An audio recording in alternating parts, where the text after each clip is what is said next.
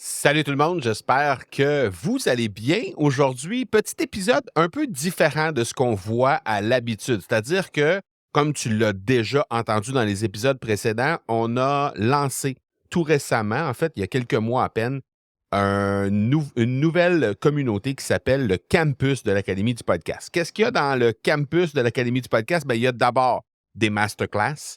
Il y a aussi des outils qui sont partagés régulièrement. Il y a des hot seats, il y a des entrevues et il y a aussi des séances de questions et réponses. Alors, ce que j'ai pensé faire aujourd'hui, c'est pour te donner un aperçu de à quoi ressemble une période de questions dans le campus de l'Académie du podcast, quel genre de questions on reçoit, comment j'anime les trucs, comment je réponds à ces questions-là.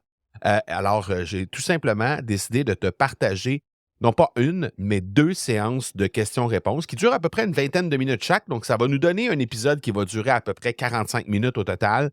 Et ben, tu vas pouvoir avoir une idée un peu de comment ça se passe. Il y a 4 ou 5 questions qui ont été posées tout au long de ces deux séances de questions-réponses. Alors, j'y ai répondu avec le plus de détails possible, bien sûr.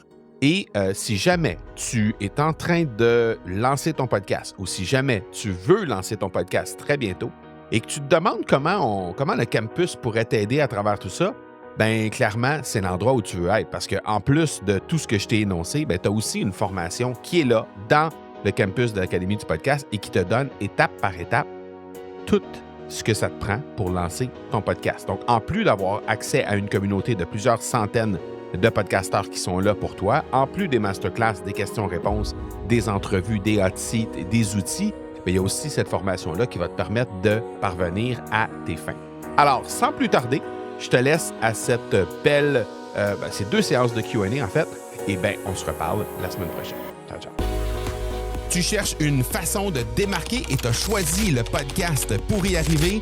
Que tu aies lancé ou non un podcast en ce moment, ben t'es au bon endroit. Mon nom est Marco Bernard et avec l'Académie du podcast, j'ai aidé plus de 1000 francophones de 15 pays différents à se lancer dans le merveilleux monde du podcast depuis 2018. Je t'aide à maximiser l'impact positif que tu veux avoir auprès de ceux que tu souhaites attirer comme clients et ainsi cesser d'être le secret le mieux gardé de ton domaine en utilisant le podcast. Alors, bonjour dans ce tout premier Q&A, questions-réponses, séance de questions-réponses de l'histoire du campus de l'Académie du podcast. Bien excité de ce nouveau projet. Alors, évidemment, on n'a peut-être pas encore développé le réflexe de poser les questions en vue de cette séance-là qui va être là à chaque 2 semaines, OK? Donc, il y en a une aujourd'hui. C'est rendu disponible aujourd'hui, donc tu vas avoir la possibilité d'en avoir une autre dans 2 semaines. Alors, je t'invite à récupérer le lien qui est juste en dessous de cette vidéo-là. Dès que tu as une question, en fait, et tu vas aussi trouver le lien directement en haut dans la section campus. Donc, quand tu t'en vas dans le campus de l'Académie du podcast, tu vas voir, il y a une section dans la marge à gauche qui s'appelle le campus. Et juste en dessous du mot le campus, dans le coin supérieur gauche, tu vas voir pose ta question ici. En cliquant sur pose ta question ici, bien, automatiquement, tu vas être redirigé vers le formulaire sur lequel tu peux déposer tes questions. Alors, évidemment, présentement, là, j'ai 2 questions, donc je vais prendre le temps de répondre à ces 2 questions-là. Et si jamais tu as des questions, toi, de ton côté, peu importe la question en lien avec le lancement de ton podcast, en lien avec la structure du podcast, en lien avec peut-être les premiers épisodes et tout ça. Donc, tu peux tout simplement déposer ça dans le formulaire et j'y répondrai dans la prochaine séance de questions et réponses. Donc, première question que j'ai eue cette semaine, c'est une question que j'ai eue de Charles. Alors, Charles qui me demande: Salut Marco, ça fait 2 ans que je suis tes formations et j'aime beaucoup votre approche. Je me suis lancé de mon côté en produisant 27 vidéos de podcast sur ma propre chaîne YouTube avec 650 abonnés. J'ai de 40 à 400 visionnements par vidéo. Ma question est: devrais-je me servir de ces dizaines d'heures de partage qui n'ont pas beaucoup été vues, mais qui sont riches d'enseignements en les coupant, ou devrais-je recommencer de nouveau et retravailler le même contenu sur une plateforme de diffusion performante? Et bon, à la question, à quoi est-ce que tu t'attends en termes de résultats clairs suite à ma réponse, en fait? Je m'attends à ce que tu me dises oui ou non en me donnant les avantages et inconvénients de réutiliser notre matériel déjà enregistré.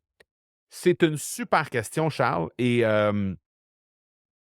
Heu, il me manque un petit peu de contexte, mais je vais quand même me permettre de te déposer les éléments de réponse en lien avec, différents contextes possibles. Je suis allé, regarder un peu ce que tu faisais et ce que je me rends compte, c'est que tu es quelqu'un qui a beaucoup d'enseignements sur ces épisodes, en fait, ces vidéos. Donc, l'enjeu qu'on a lorsqu'on crée un podcast et qu'on donne beaucoup d'enseignements, l'enjeu qu'on a, c'est que les gens ne voudront pas par la suite, vont pas ressentir le besoin de faire appel à nous en termes d'accompagnement. Donc là, c'est la partie qui me manque dans le contexte que tu me demandes au niveau de ta question, c'est-à-dire que je ne sais pas c'est quoi les accompagnements que tu veux offrir par la suite. Je ne sais pas comment toi, tu veux accompagner les gens. Je sais que tu es retraité, je sais que c'est comme une deuxième vie, selon ce que j'en comprends. Mais si tu veux accompagner les gens et si tu veux éventuellement peut-être faire une formation en ligne, peut-être du coaching autour de ça, peut-être de la consultation, ben, de donner une tonne d'informations, c'est pas nécessairement ce qui va faire en sorte que les gens vont se tourner vers toi pour aller vers tes accompagnements. Au contraire, ce qui va arriver, c'est que les gens vont dire: «Ah, je vais mettre en place ce que tu m'as partagé dans, ton épisode de podcast ou dans ta vidéo et je verrai si j'ai besoin» et dans 98 des cas, on ne revoit jamais ces gens-là. Alors moi, ce que je t'invite plutôt à faire, c'est de regarder si, évidemment, si tu veux diriger ces gens-là vers d'éventuels accompagnements que tu pourrais leur offrir, que ce soit en ligne, virtuel, présentiel, peu importe, que ce soit en un à un, en groupe, peu importe comment tu veux accompagner les gens. Alors, ce que je t'invite à faire plutôt, c'est peut-être de faire en sorte de faire des épisodes sur les thématiques, spécialement les thématiques qui ont bien fonctionné. Parce que tu me dis, j'ai des visionnements entre 40 et 400 visionnements par épisode. Donc, prioritairement, je sélectionnerai les épisodes qui ont bien fonctionné, les vidéos qui ont bien fonctionné en termes de thématiques et je referai des épisodes de podcast là-dessus en me basant spécialement sur, non pas l'information que je vais leur donner, mais comment les gens se sentent lorsqu'ils font face à cette situation-là. Donc, par exemple, si tu as fait une vidéo qui a super bien fonctionné sur, je ne sais pas moi, l'hygiène, par exemple, des bêtes, l'hygiène des chiens, par exemple, je sais pas, là, je dis un peu n'importe quoi, mais disons que tu as fait quelque chose par rapport à ça, ben, c'est de faire prendre conscience aux gens quels sont les symptômes d'un chien qui n'a pas une bonne hygiène. C'est quoi les signes qui font en sorte que tu te rends compte que finalement, ton chien, il manque cruellement, tu sais, son hygiène est déficiente. Et par la suite, ben toi, si ton accompagnement mène vers quelque chose qui pourrait éventuellement être relié à l'hygiène des chiens, ben là, à ce moment-là, les gens vont être dirigés vers l'accompagnement supplémentaire. Donc, tout ça va venir être teinté par l'intention que tu vas avoir à la base avec ton épisode. Évidemment, tu vas pointer vers l'accompagnement que tu offres. Et ça ne veut pas dire qu'il va y avoir moins de valeur dans ce que tu vas mettre dans ton épisode de podcast. Au contraire, les gens souvent vont être friands de quelles sont les erreurs que je fais avec mon animal de compagnie, quelles sont les erreurs que je fais, qu'est-ce que je pourrais faire de mieux. Mais déjà, juste d'identifier les erreurs, c'est une chose. Alors, ça va leur permettre de prendre conscience de où ils sont présentement. Et là, évidemment, le step suivant, ben, c'est un step d'accompagnement. Alors, voilà ce que j'ai envie de te dire par rapport à ça. Je sais que c'est pas tout le monde qui veulent en faire une business avec leur podcast. Nous, à l'Académie, on accompagne spécialement les gens qui veulent créer du contenu pour diriger ensuite les gens vers un accompagnement. Donc, ça sert de véhicule de communication sur le message qu'on veut mettre de l'avant. Ça nous sert d'élément de prise de conscience pour faire prendre conscience aux gens à quel endroit il est leur problème présentement. Donc, souvent, on va aller jouer dans le narratif interne, on va aller jouer dans les émotions, on va aller jouer dans comment les gens se sentent par rapport à une situation donnée. Et par la suite, ben, on va leur offrir une solution qui va être une solution d'accompagnement Et donc, nous, on accompagne les gens, on accompagne les coachs, les consultants, les créateurs de contenu, les entrepreneurs à créer le bon contenu pour amener vers ces accompagnements-là ou vers ces produits, ces services-là. Donc, après, si toi, ton intention, c'est juste d'informer les gens, hein, s'il n'y a, il y a rien à vendre après, si pour toi, c'est juste une passion, tu fais juste donner de l'information comme ça, c'est complètement OK. Il n'y a pas de souci avec ça. Donc, tu pourrais reprendre tel quel les thématiques ou même tel quel les visionnements, les tourner en podcast, ajouter peut-être une petite intro pour remettre en contexte le tout, puis après ça, diriger ça vers une plateforme d'écoute audio et ça ferait le travail sans aucun problème. OK? Donc, tu pourrais très bien faire ça. Par contre, ce que je t'invite à réfléchir, parce que si on brainstorm davantage encore sur la chaîne YouTube, mais ce que je t'invite à réfléchir, c'est que tu pourrais récupérer certaines vidéos qui ont bien fonctionné, en faire des formats courts, donc ce qu'on appelle des shorts en langage de YouTube. Peut-être que tu es familier avec ça, si tu as déjà 650 abonnés, c'est que peut-être tu travailles un peu plus avec ta chaîne YouTube. Donc, les shorts, ce sont des vidéos de courte durée qui s'apparentent un peu à les Reels sur Instagram, sur Facebook ou aux Stories aussi. Ça s'apparente un peu à ça. Donc, c'est des vidéos qui sont de courte durée, du 15-20 secondes jusqu'à à peu près soixantaine de secondes, que tu vas pouvoir utiliser pour promouvoir ton contenu et faire en sorte d'amener plus de trafic sur le contenu. Donc, ça, c'est une autre façon que tu pourrais mobiliser les vidéos qui ont bien fonctionné ou l'ensemble des vidéos pour par la suite les diriger. Donc, si on reprend le contexte général de ce que je viens de te dire, c'est que si tu veux amener les gens vers un accompagnement qui éventuellement est payant, que ce soit du coaching privé, de l'accompagnement, des trucs de groupe, peu importe qu'est-ce que tu veux, quelle forme ça prend, si tu veux les amener vers ça, je te conseille de récupérer des épisodes c'est-à-dire de refaire un épisode de podcast, mais plus dirigé vers les prises de conscience, vers les problématiques qui sont reliées aux thématiques qui ont bien fonctionné sur ta chaîne YouTube.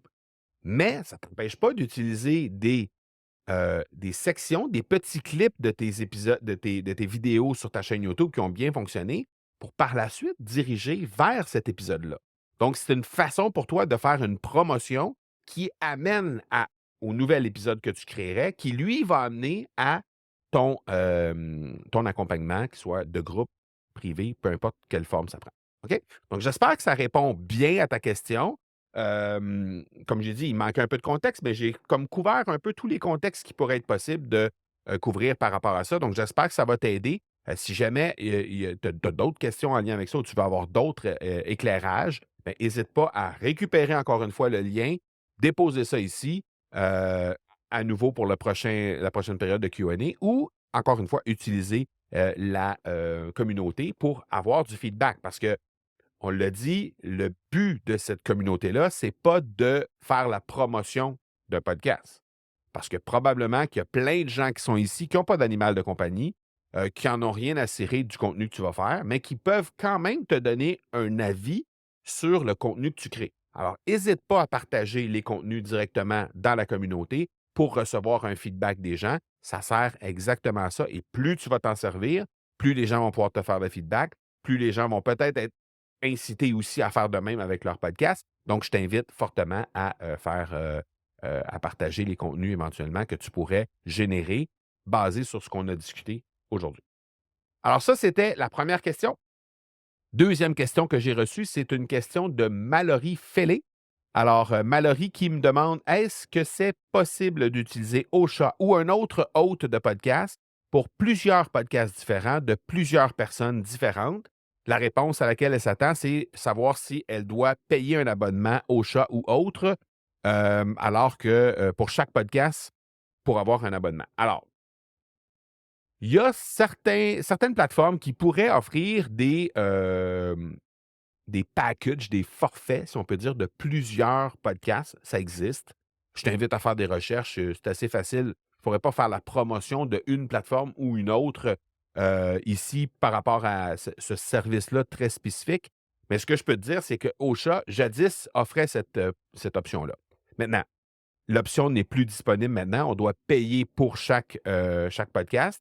Euh, donc, la réponse, c'est si on parle d'un autre hôte de podcast, donc je ne sais pas si c'est toi qui anime chacun des podcasts dont tu me parles. Si c'est le cas, ben, tu vas devoir payer pour avoir des podcasts différents. Donc, ça, c'est le cas chez Ocha. Comme j'ai dit, il y a certains forfaits chez d'autres hébergeurs qui permettent d'avoir, disons, 3 podcasts différents, mais les forfaits sont plus chers au final. Donc, c'est juste de comparer après les prix. La raison pour laquelle nous, on a mis Ocha de l'avant, c'est que il y a plein de raisons en fait, là, mais la raison pour laquelle on a choisi cet outil-là, c'est vraiment pas une question monétaire, en fait, hein, parce que même s'il y a d'autres plateformes d'hébergement qui offriraient un service d'avoir plusieurs podcasts pour un même forfait, bien, le forfait serait peut-être quelque chose comme, disons, 50 par mois ou 50 € par mois pour avoir la possibilité d'avoir 3 podcasts.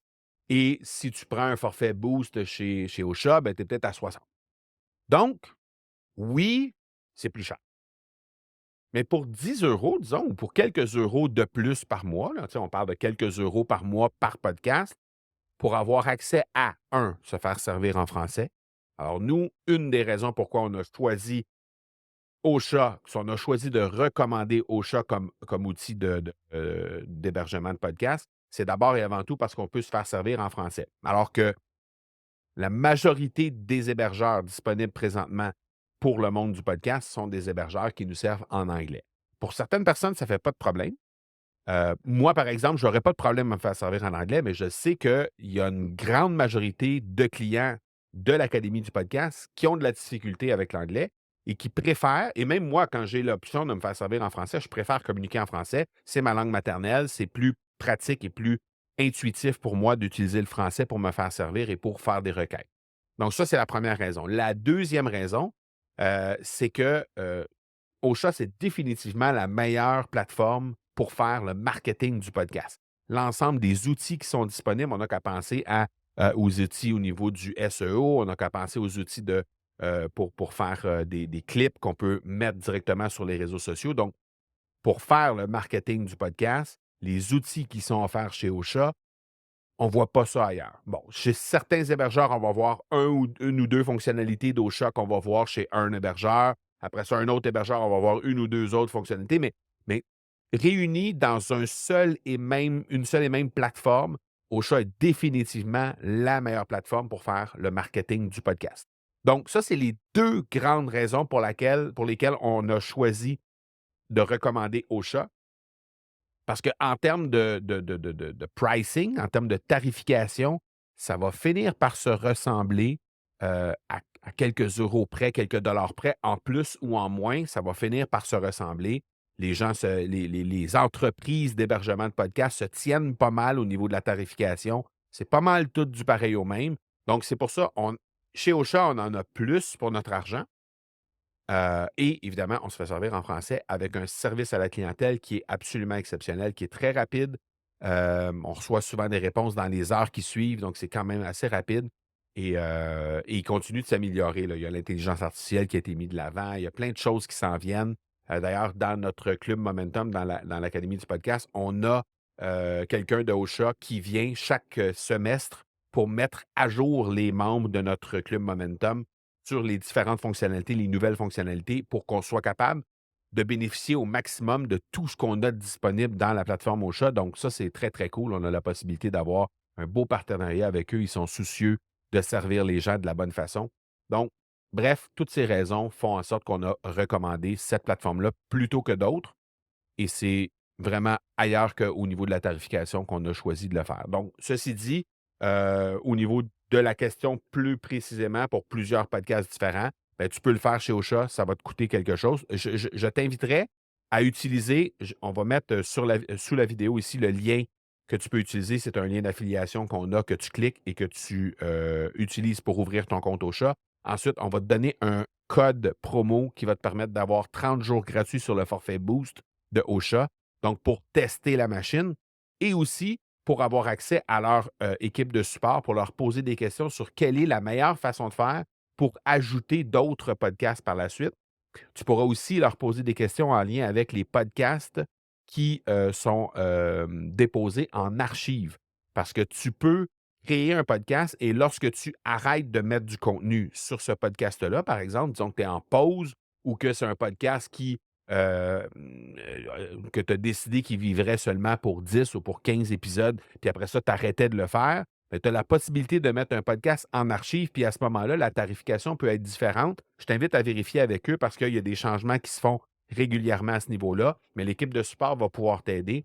Alors, tu as juste à utiliser le lien qui est juste en dessous de la vidéo ici et le code promo. Comme ça, tu vas pouvoir avoir 30 jours d'essai gratuit dans la plateforme et ça va te permettre de pouvoir approfondir la question avec l'équipe de support qui, elle, risque d'avoir des réponses déjà plus précises que celles que je t'ai données en lien avec la tarification précisément.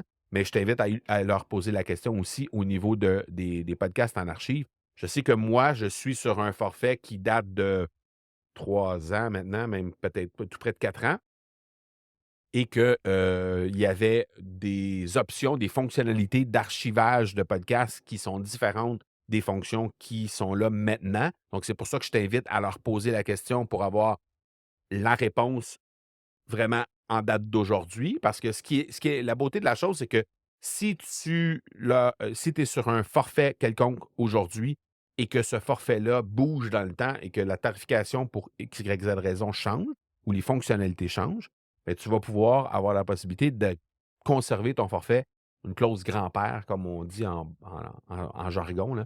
Donc, tu vas pouvoir avoir la possibilité de maintenir tes trucs. Donc, moi, c'est ce que j'ai fait.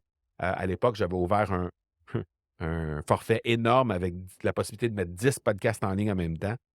Et je suis toujours sur ce forfait-là, mais un forfait qui est annuel avec l'ancienne tarification. Donc, moi, je ne bougerai jamais de ce forfait-là parce qu'il est vraiment avantageux. Mais c'est pour ça que je t'invite à communiquer avec eux pour qu'ils te communiquent le forfait en date d'aujourd'hui et que tu aies l'information la plus fraîche possible pour pouvoir ensuite prendre la meilleure décision possible en lien avec ça. Donc, clique sur le lien en dessous, profite du code promo.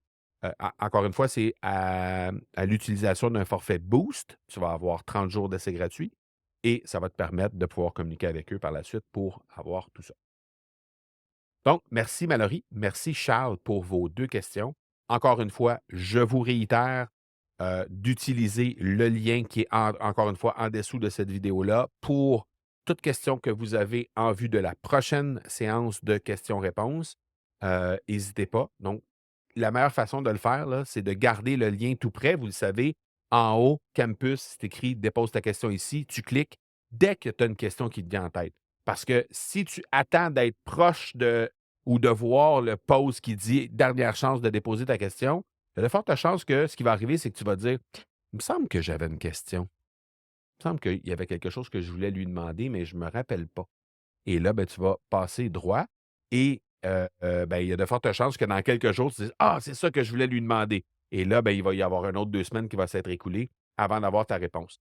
Donc, je t'invite à, dès que tu as une question, clique sur le bouton, ça prend quelques secondes, viens tout de suite déposer ta question et tu vas voir, la question va être répondue dans la prochaine séance de Q&A.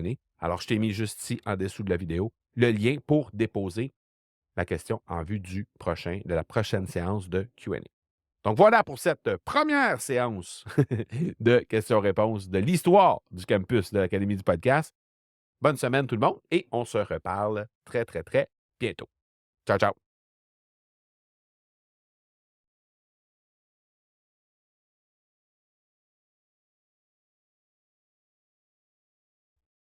Yes, alors bienvenue dans le Q&A du 30 septembre.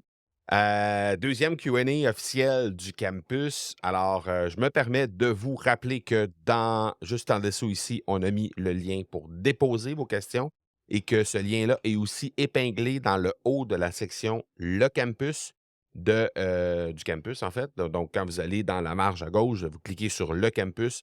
Complètement en haut à gauche, il y a un lien, ça dit Pose ta question. C'est à cet endroit-là que tu peux déposer ta question à laquelle je vais répondre dans les séances de Q&A qui s'en viennent. Alors là, on en a une aujourd'hui, on en a une prochaine dans 2 semaines officiellement. Alors, voilà. Donc, prenez le temps d'aller déposer des questions dès que vous en avez. J'en avais 2 lors de la première séance, j'en ai encore 2 aujourd'hui. Donc, moi, je n'ai pas de problème à répondre à 3, 4, 6, 8, 12 questions. Ce n'est pas un problème pour moi. Tant qu'il va y en avoir, je vais y répondre. Donc, faites juste déposer la question que vous avez en lien avec la structure de votre podcast, en lien avec le lancement de votre podcast et le développement de vos premiers épisodes. Ça va me faire extrêmement plaisir de répondre à tout ça. Donc, première question, sans plus tarder, question de Mathieu.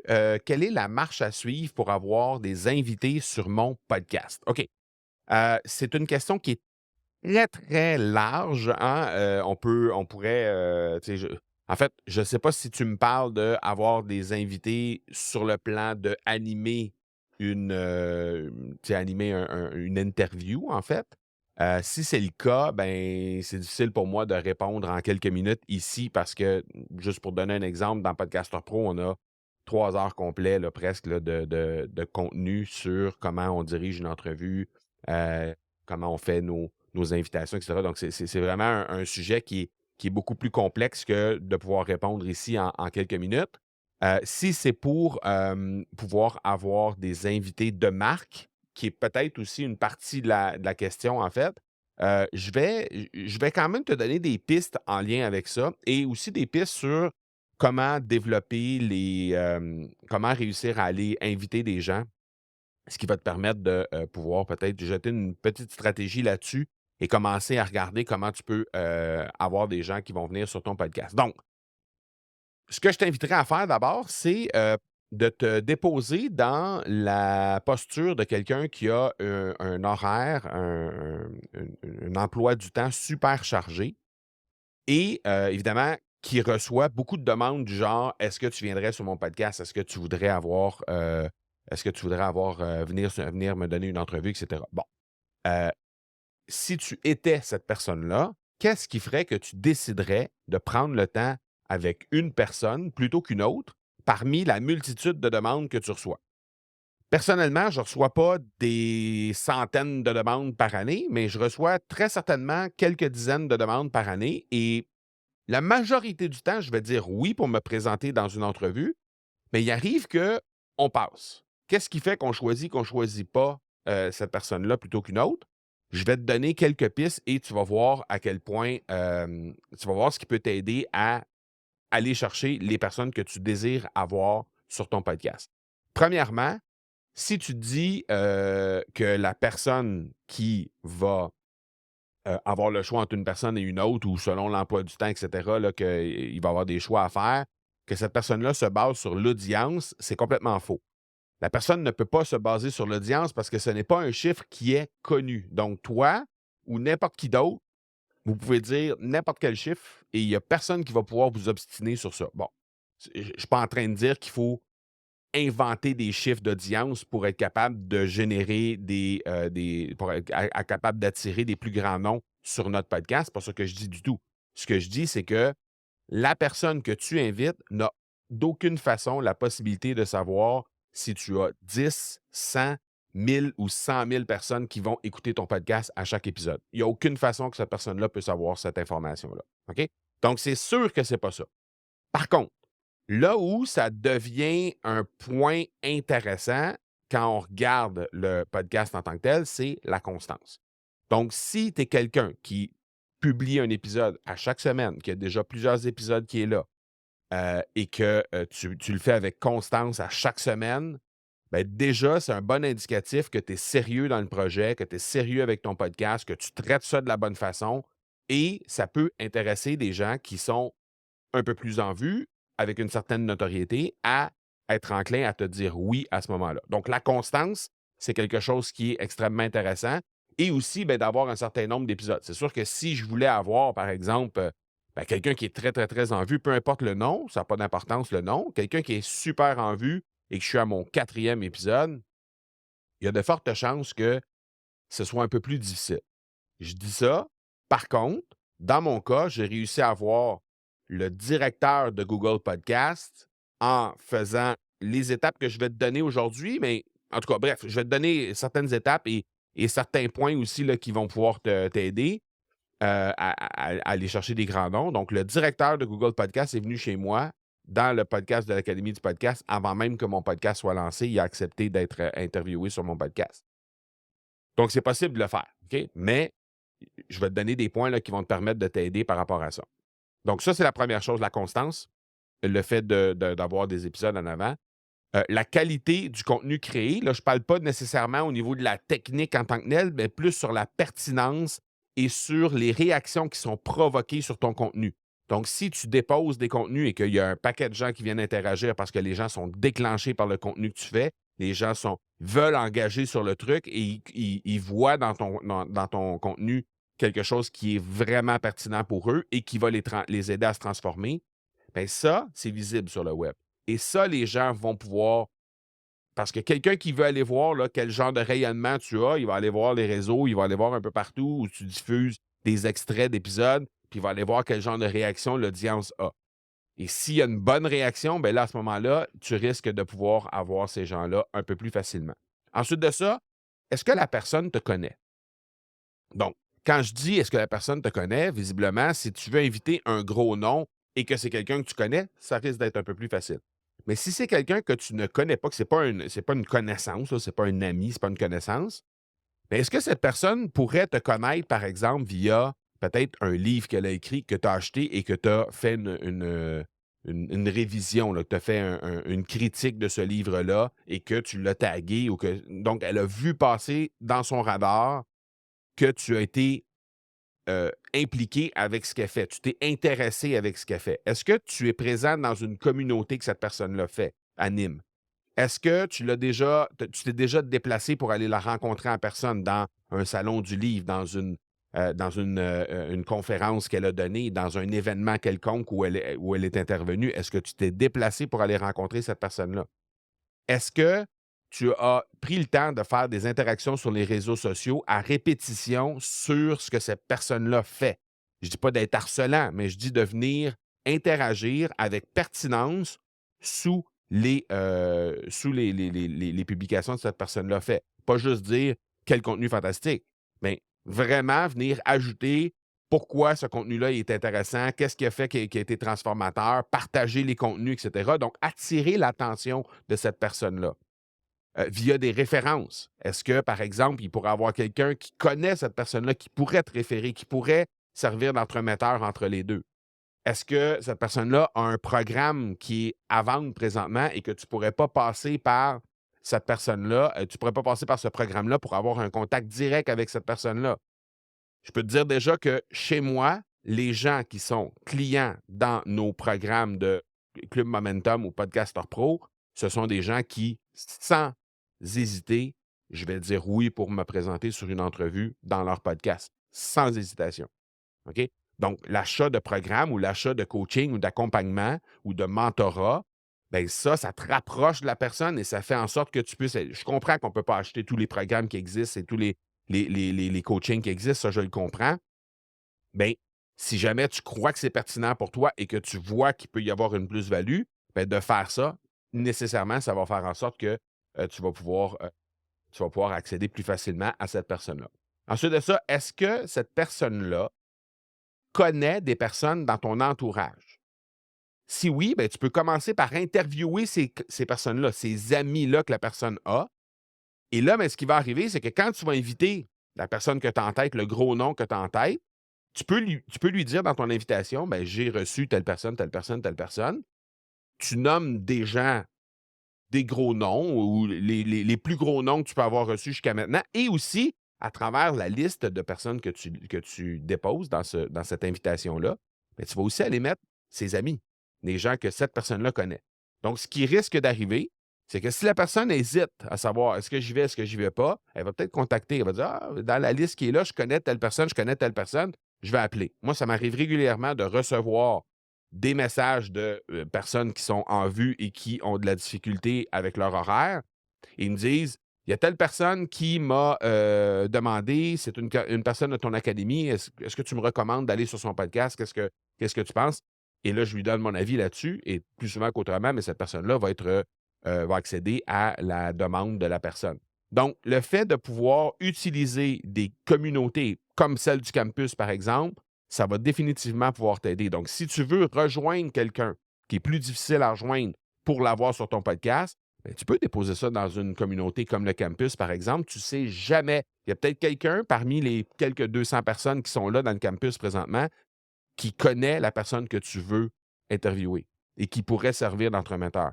La, la grande qualité d'une communauté comme celle du campus ou comme celle du Club Momentum, c'est exactement ça. Ça aide pour ce genre de truc-là.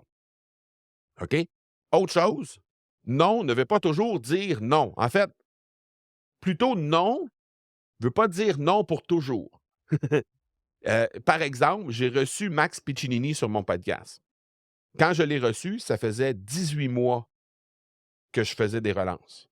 Pendant 18 mois, avec à peu près 2-3 mois d'intervalle entre chaque relance, je le relançais pour qu'il vienne sur mon podcast.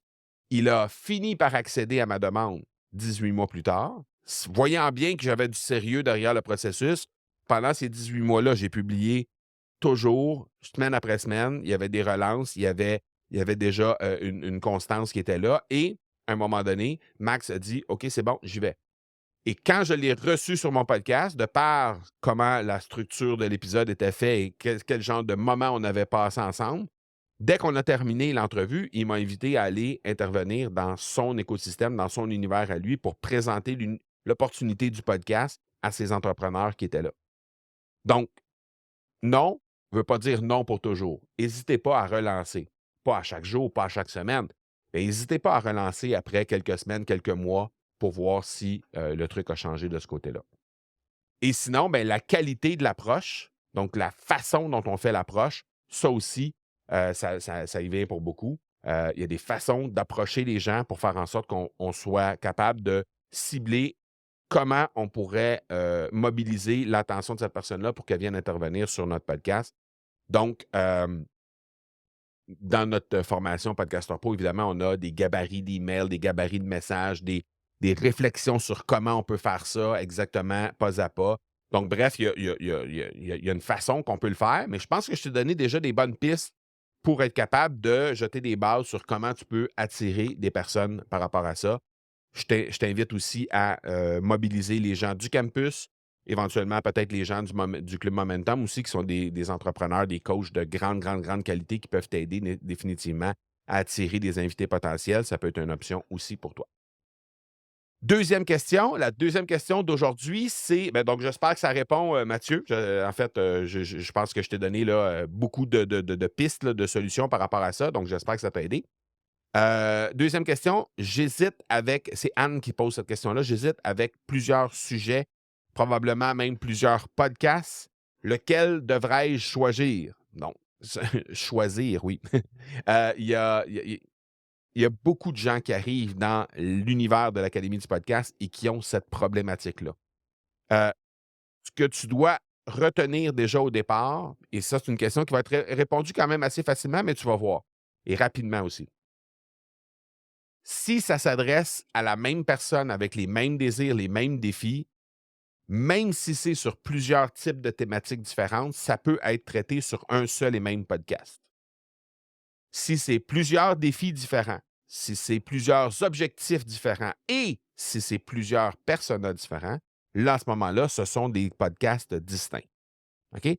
Donc, si c'est bien deux personnes différentes, des défis différents, des objectifs différents, deux podcasts ou plus, là, ce qu'il va falloir que tu fasses, c'est que tu acceptes que tu vas devoir faire un choix. Et là, comment faire ce choix-là? Bien, d'abord, la première chose qu'il faut que tu réalises, c'est que choisir, ça veut pas juste dire de vouloir servir une personne en particulier, mais c'est aussi choisir de ne pas servir d'autres personnes. Donc, choisir, ça veut dire aussi repousser des personnes.